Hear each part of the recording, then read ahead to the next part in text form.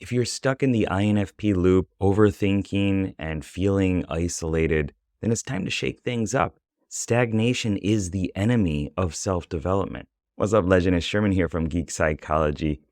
We're talking about the INFP loop, and I'm going to give you 10 different signs that you are stuck in this loop, what it is, and how you can get out of it. We cannot solve our problems with the same level of thinking we used when we created them. Albert Einstein. That quote is extremely relevant to us. And in order to talk about what that is and then give you some insights into if you are in a loop and how to get out of it, we need to talk about the INFP personality type. If you don't know your cognitive functions and you're just getting into this, maybe you took a test on 16 personalities or something like that, the assessment, or you took the assessment from geekpsychology.com, which you should, then it's maybe new information to you and it's got a lot of jargon. So I want to break it down so that you can understand it so that you know what to do about it. If you don't have language for what's going on or a firm enough understanding of the fundamentals, then it's really hard to do anything with the information. So I personify everything, I anthropomorphize everything, as most INFPs do. And so there are 8 different cognitive functions that emerge into your Myers-Briggs personality type, which is that four-letter code INFP.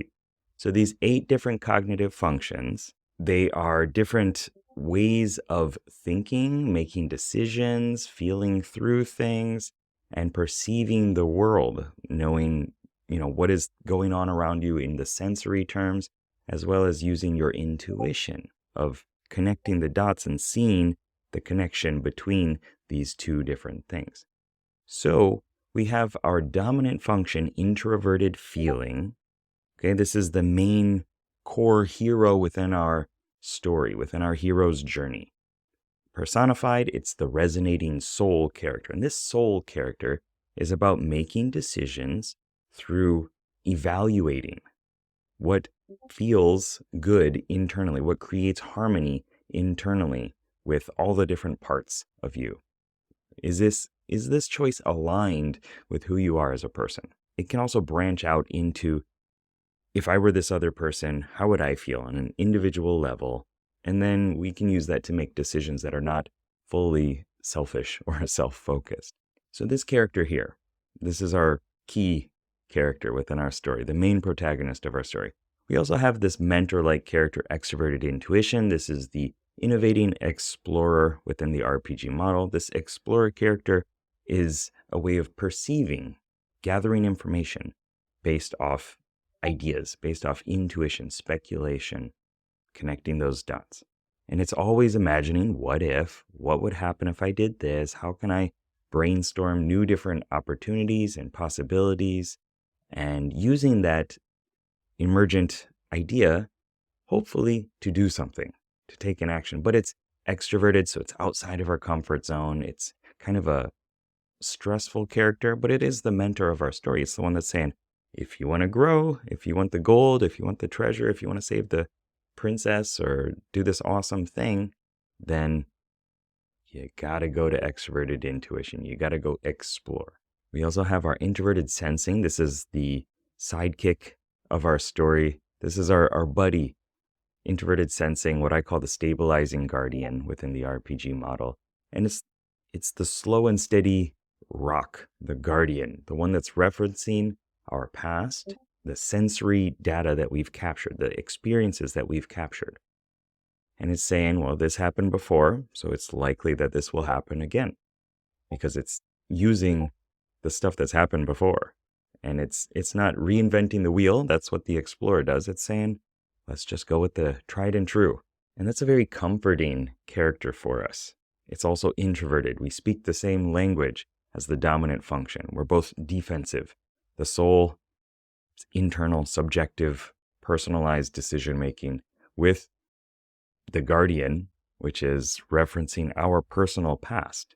So as you can imagine, those two characters talking means that we are slowing down, that we are playing more defensive instead of offensive like the explorer. We also have one more main character that I'm going to talk about here. This is extroverted thinking, our inferior function. or sometimes called aspirational function. I consider this the maverick of our story.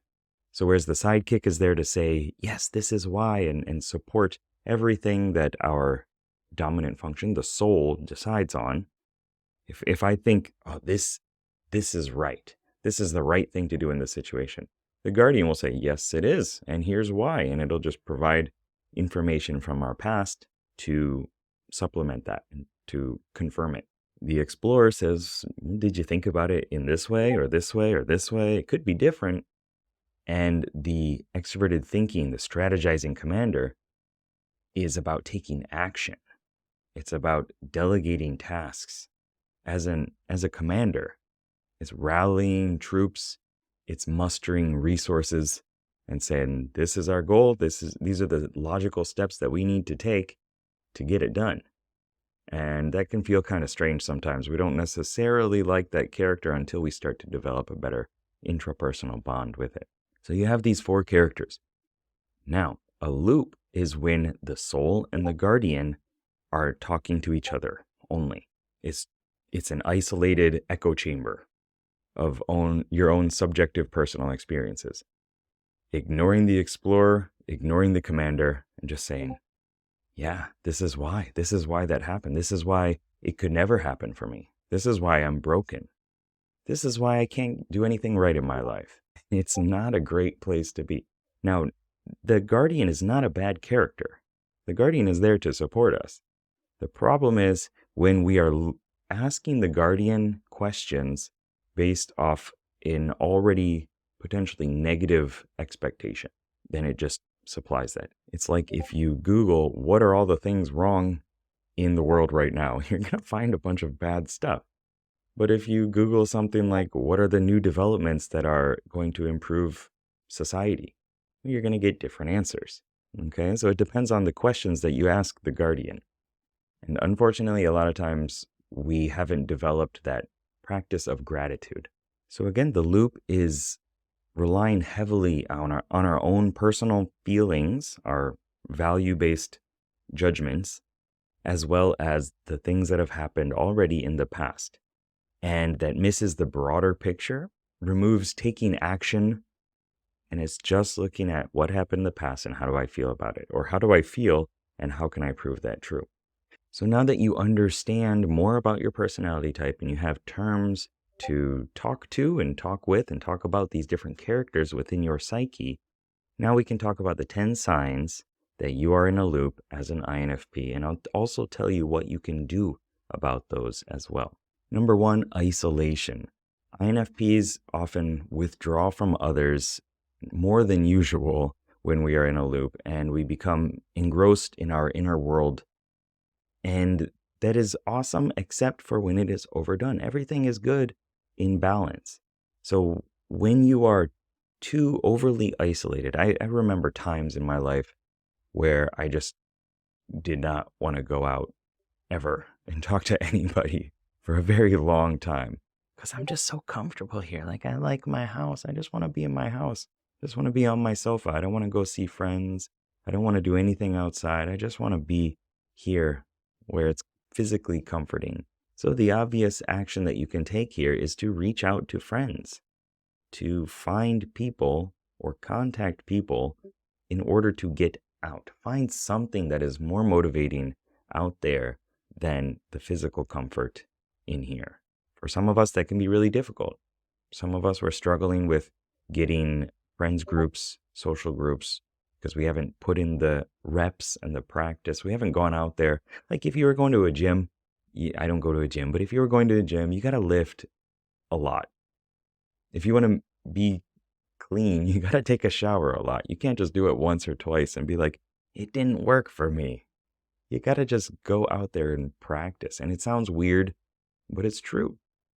So if you're feeling isolated, going somewhere and doing something different is how we can change. Remember the Albert Einstein quote, and we can't solve our problems by doing the same things that we've always done. Number 2, overthinking. This is when INFPs get in this cycle of overanalyzing our own feelings and not making progress or reaching goals or making new decisions. We're just overthinking of like, what is the next step? What is the right step to take? And for some of us, definitely myself, it can take a long time because we're so meticulous about it. We don't want to make a mistake. We don't want to create this bigger, more difficult situation in the outer world that then we have to deal with. And also, we don't want to do something that turns out to be misaligned with our identity. And that's a lot of weight and a lot of pressure unless we just do it. And that, unfortunately, is a difficult step for some of us to understand, but we gotta analyze less and act more. Get feedback. This pushes us into our explorer. This is giving our explorer new experiences, more XP. And once you level that up, it's such a change in perspective. Like life just feels so much easier to handle because you're like, I can handle whatever comes up. I can cope. I can acclimate. I can thrive. It'll be fine. And that only comes through getting experience doing more random stuff, more spontaneous actions, like the stuff that you probably did when you were younger. Number 3, lack of novelty. This is when the INFP loses interest in exploring new ideas, exploring new facets of life. We've stopped seeking external output, and we just do the same stuff that we always do in the same way that we always do it. We eat the same food. We watch the same shows that we've seen 20 times, or that we just know, like, we like this, and that's it. That's good enough. Instead of exploring the breadth of different options and possibilities and all these different things out there in the world that we haven't experienced yet that could teach us a lot about who we are as a person. So the action step is to seek out novelty. Do something, listen to something that's different, that you've never really thought of before. I don't know, you can just Google something random, go on YouTube, type in a couple letters and just type music and see what comes up. Explore all the different options. Study, learn something new, learn a different language, learn architecture, and just see what that creates within your mind. Because when you fill your mind with different schemas, different courses, different subjects, different ideas, then you have more that your explorer can create from that. It's the innovating explorer because it takes this thing and it takes this thing or experience, puts them together, and creates a new emergent. It's glued these two ideas together in a way that you can use it to make progress in whatever way that is. It could be creating something, music, a new dance step. This is my dance step. I used to dance back in the day. I used to be a break dancer. I was a b-boy. Then I hurt my spine and my knees and everything else. My best ideas and creations and courses have come from me exploring a new topic and delving into it and then saying, how is that like this thing over here? And just, you get so many cool ideas from it. And that creates more excitement, more curiosity. And if you're living life with curiosity, then things are just so much more entertaining and better and happier. Number 4, endless nostalgia. This is when the INFP is stuck in or excessively focusing on past experiences. And we're not letting go of the things that happened in the past or the things that we liked in the past and still like now. We need to grow. We need to change. We need to add on to ourselves. And that doesn't change us in a way that's like not us anymore. A lot of times we're afraid of taking actions or doing different things because we don't want to lose our identity. But the way I see it is like an adventurer out on a quest, picking up new gear, picking up new items, adding on new points to their talent trees, their skills, learning new things, expanding who we are, instead of fundamentally transforming us in a way that we can never, like we lose our core. It doesn't happen. We just add on more to who we are and who we can become. So if it's time to let go of the past, then it's time to let go of the past. It doesn't serve you to hold on to bad emotions from the past. All it does is hurt. And we get a little bit of a hit from these strong emotions, And those strong emotions can make us feel alive in some way or make us feel dead, but still alive. It's a strange mix that you probably understand. That doesn't serve the world, though. That doesn't serve our friends, our family, ourselves, the communities that we're in by holding on to those bad things that happened in the past. One thing that you can do, this is not the video for me to get too deep into it, but when you think of something that happened in the past, there's a feeling, a kinesthetic feeling to it. There's a visual to it as well. So if you can point to where you feel it, then imagine where do you see it within your mental space? This is your brain's way of coding everything that is happening in your life, everything that's happened to you. You need to know where things are located within your mental space. So that's how you identify, like, people that you like are usually up close and bigger, more panoramic, more vivid. Sometimes people that you don't like are also there and you got to move them around. So you can move things around to put them out of sight, put it behind you, Make it something that's just left for later.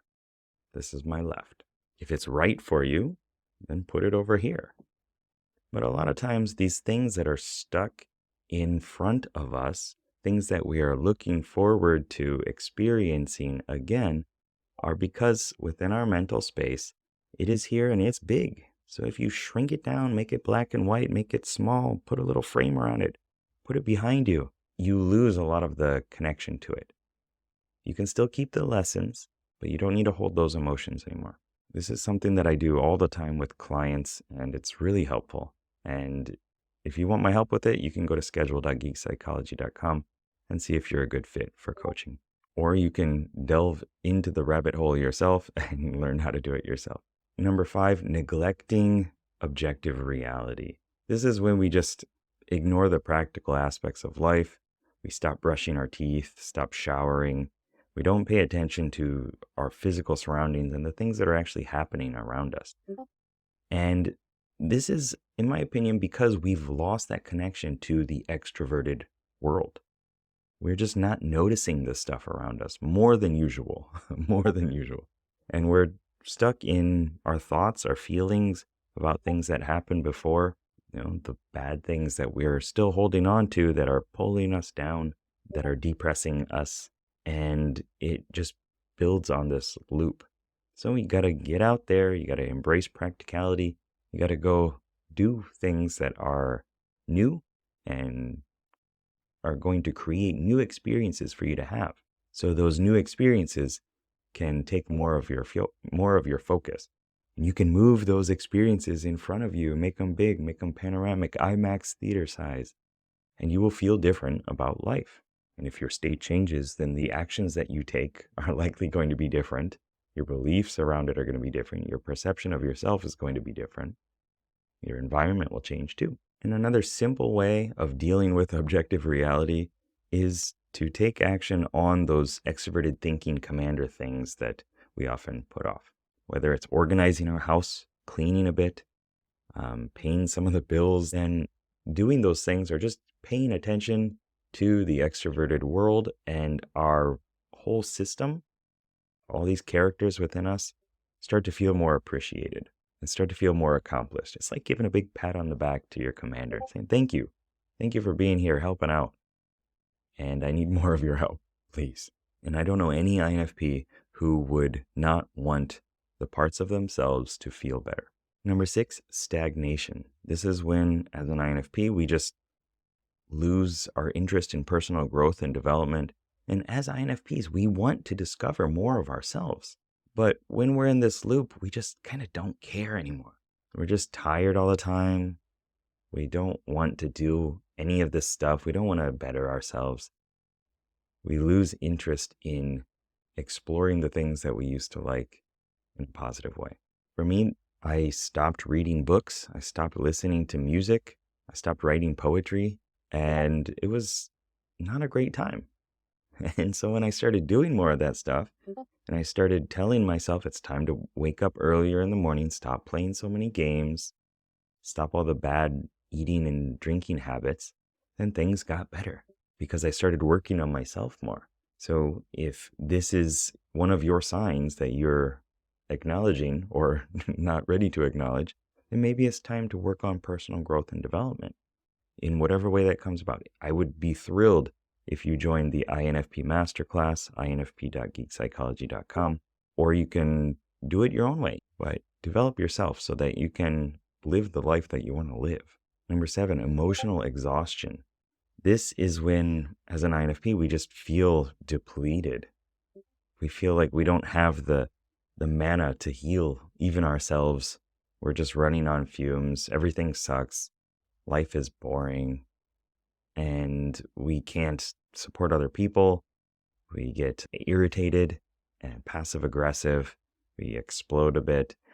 That's because these two introverted characters only talking to each other depletes. Like if you imagine that you have a healing globe, like a resource globe, half is split with introverted energy and half is split with extroverted energy. When we only do the soul and the guardian, we are the stabilizing soul, and that's all we're doing, it depletes all that introverted energy, that mana. And we're running on fumes. We need to do the other stuff. We need to do extroverted stuff, whether it's the explorer, new ideas, new contexts, new places, new things, or it's the commander taking action, accomplishing goals, tracking, measuring progress. When we do that other stuff, then our soul and our guardian can like refresh. They get a break. They get to be like, oh, finally, just do a cut scene on somebody else, please, for a little while. Let me recharge, please. And through doing that, we give those characters time to rejuvenate and come back into the world doing their skills to the best of their ability. So I would suggest that you accept your emotions, accept what's going on, say, okay, this is how I'm feeling, but also acknowledge how you want to feel. That's a hard one for INFPs, to say, this is what I want. You get a lot of comments, and I love them, and a lot of personal messages on Instagram. Please feel free. And most of the time, within this, like, help me, please, there's no goal. They don't say what they want to accomplish. They just say, these are all the bad things. And so acknowledge how you're feeling, but set a goal for what you want to become. And then you can start working towards that. Small steps are fine. Doing something different is how we improve. Number 8, difficulty making decisions. This is when, as an INFP, we are struggling to make any decision. We don't know anything that we want to do. We don't care. It's just like, I don't know. It doesn't matter. And unfortunately, when this is happening, we feel overwhelmed by everything. And that's because we're not making decisions that are moving ourselves and our lives towards more of what we want. If we feel that the whole world is controlling everything about us and we have no sovereignty, we have no ability to specialize in the things that we want, then life is not great. So we need to take actions. We need to assert ourselves. We need to become the heroes of our lives. In order to do that, we got to take the actions. We have to make decisions.